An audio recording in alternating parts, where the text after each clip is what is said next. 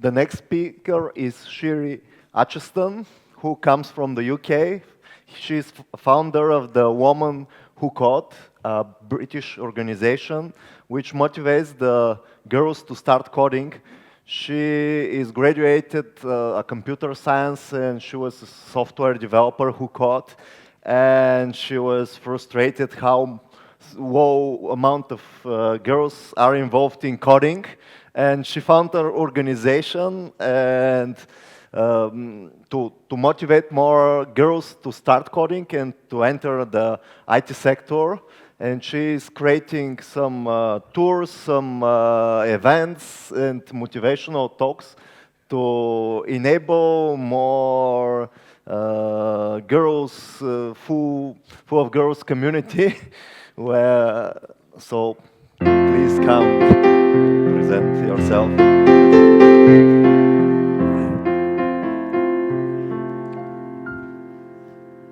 Hi everybody, I'm Sheree Atcheson and I am the UK Expansion Director of Women Who Code. I'm here from Ireland and we are a worldwide non-profit dedicated to eradicating the gender bias through free hack nights, tech talks and career trainings.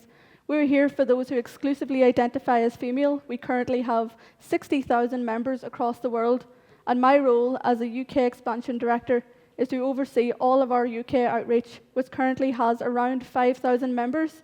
What we do is, and what I do is, I look after my 5,000 members as well as overseeing all sponsorship activity and all new sponsorship activity.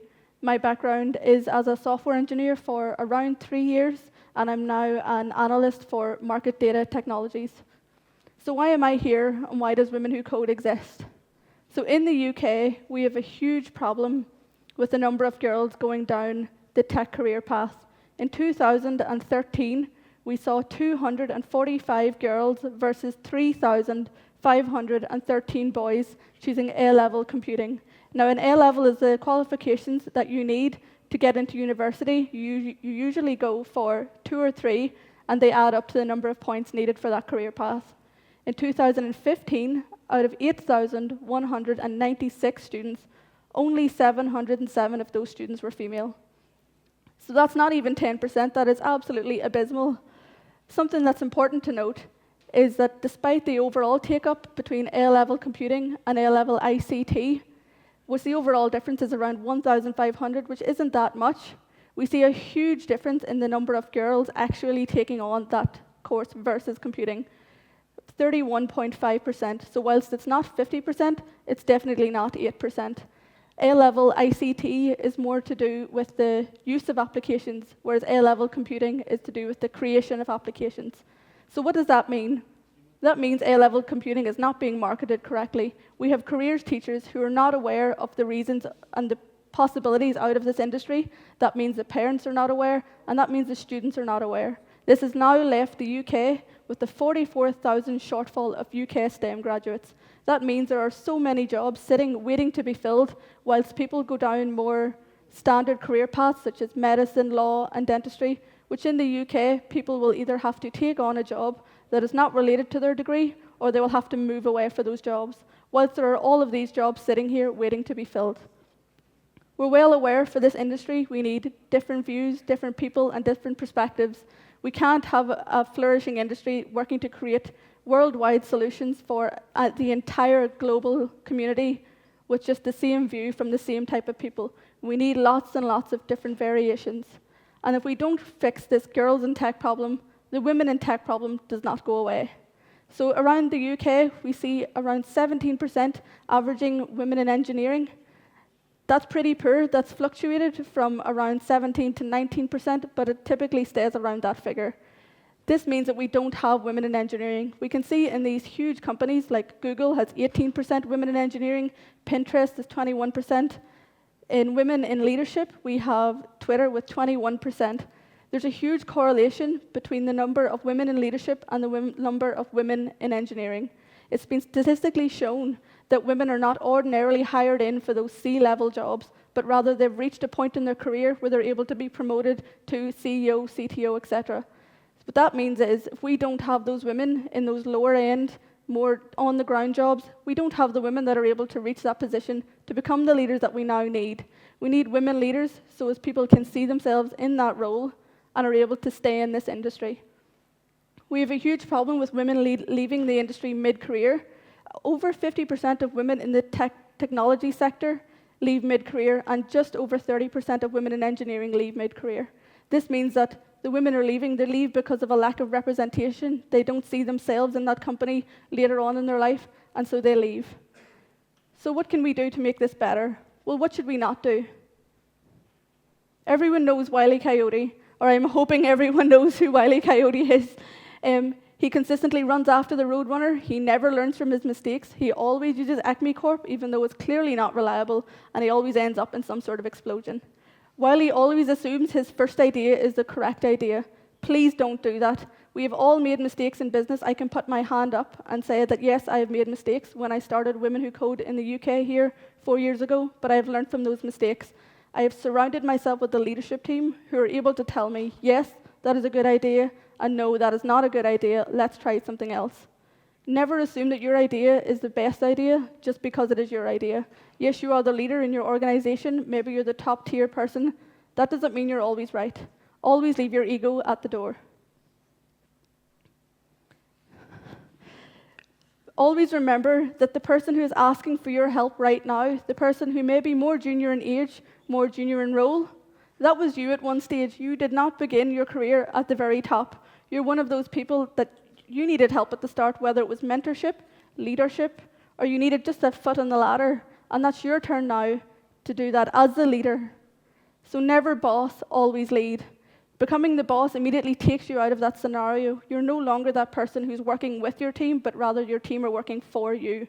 You want to always remember that yes, you're the leader, you're there to provide mentorship, constructive criticism, all of those things that you have had to go through earlier in your career. Remember that your team's success is your success, and vice versa. So our mission with Women Who Code, we are essentially here, and we started in San Francisco, because we believe the technology industry is much better with women in it. And we want to make it even better by doing the following. We work locally, globally. So across the 60 countries that we are in, we work to provide tailored meetups in those different areas. We're well aware that all of those different countries are not hiring on the same technologies. So we research our different areas and provide the women in those areas with the technology meetups that they need in order to better their careers and better their skill sets. We do this for free because we want to make sure that regardless of the people's financial background, they're able to better themselves and become the next generation's role models. We want to get rid of the you can't be what you can't see mentality. I think it's fantastic that we have billion-dollar CEOs now that are female. We have top-tier women that are CEOs. But again, it's very, very hard for local women to see themselves in those people's shoes when that's so far ahead for them. So what we work to do is create local role models. We work to highlight the women in your local areas that have gotten investment funding, that have started a startup, that have became a software engineer, or that have left the industry and came back again and are doing so successfully. Fame is not a prerequisite to be a role model, and we want to make sure that the women in the tech industry are aware of that. We also work a lot with local schools and local governments. There are networks there already to be utilised. Don't waste your effort trying to reinvent the wheel. When we go out to local schools, we highly highlight all of the different career paths that are possible for those girls, whether that's as an analyst, a designer, a coder, you name it. We also work with local governments all over the world because those are the people that make the changes. Those are the people we need to invest in the tech industry and to stop putting it so far on the side. We also work to highlight our local women globally to our 100,000 subscribers to our mailing list. We highlight all of our supporters across social media because without them, we wouldn't achieve what we have today. And it's working. We're in 20 countries, 60 cities, and expanding every single day. When I started at Women Who Code, we had 5,000 members, and here we are today, just around 60,000 members. So what does the future hold? What does the future hold for me? What does it hold for Women Who Code? What does it hold for you in the tech industry? So in 2020, it is forecast that there will be 1.4 million software engineering jobs available, but only but 1 million jobs are expected to go unfulfilled by traditional avenues. Now, whilst women hold just over half of all professional occupations, we don't see that reflected in the IT industry. As I said already, we see around 17% in the UK, and it's not much different in America, where it's around sort of 23 to 25%. What do we need? We need more women leaders. As I said already, we see so many women leaving mid-career due to a lack of representation. And also, we're here because we're in the tech business. Having more women in your C-level and management level makes money. Companies that have those women have seen a 34 higher investment return rate. So it makes money. It's not only the right thing to do to diversify your employee base, but it's going to make you money as someone who is in business. We need more women speaking at conferences. We need women out there. We need them creating names for themselves and being the leaders that we've seen so many here today. I've seen a lot of female speakers here today, and whilst it's not 50%, it's still a shift in the right direction. And it's making an impact. 80% of our 60,000 members have said that we have advanced their careers, and 97% would refer us to a friend. Something that's very, very important to us at Women Who Code is getting tech women into mainstream media. That means that we can reach the women that maybe ordinarily wouldn't have tech put onto them or be aware of it. We've been in the Huffington Post, which is one of the biggest global online publications around. We've been in Marie Claire magazine. I think that's important to note because Marie Claire magazine is an international fashion magazine. It is well known for runway features, fashion features, that kind of thing, but they have highlighted our story. And I think that's great because that means we have reached all of those girls, those women that we would not have reached otherwise. We've also been in Wired, Computer Weekly, The Guardian, and many more. All of these great names that are very, very interested in what we're doing. And it's made for a great, great lot of help from all of these fantastic companies. All of these companies sponsor us and have helped us get to where we are. These are our official platinum sponsors. We have people like Google, Capital One, Nike, Etsy, Craigslist, who are all working with us to make this industry better. When you have companies of that caliber who are willing to invest in our work across the globe, things can only get better. I would expect that we'll see a cultural shift in the tech industry, not next day, not tomorrow, not next week, not next year, not even the next generation, but the generation after that can hopefully expect to see a tech industry that is much more varied. And maybe it won't be 50%, but hopefully it will not be 17%. Because of the help of those companies, we've had a great year. So we were awarded just over $276,000 worth of tech conference tickets. That means we've got women out at conferences. We've got women speaking at conferences. We've got people like you today who have asked me to speak here all the way from Belfast because I am passionate about getting women into tech and making the tech industry better. That means that you are passionate about that too, and that's exactly what we need. We also received $1 million worth of in-kind donations to produce programs for our 50,000 members across the globe.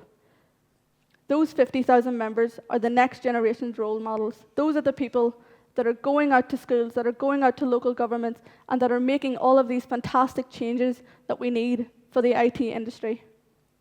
I want to just finish on something that isn't very common for a gender-specific nonprofit like ourselves, is this year, the New York Stock Exchange asked us to ring their opening bell.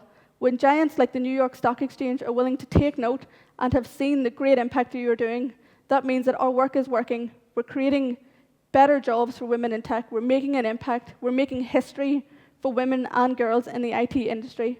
And hopefully, with your help today, we can continue to do that. Thank you.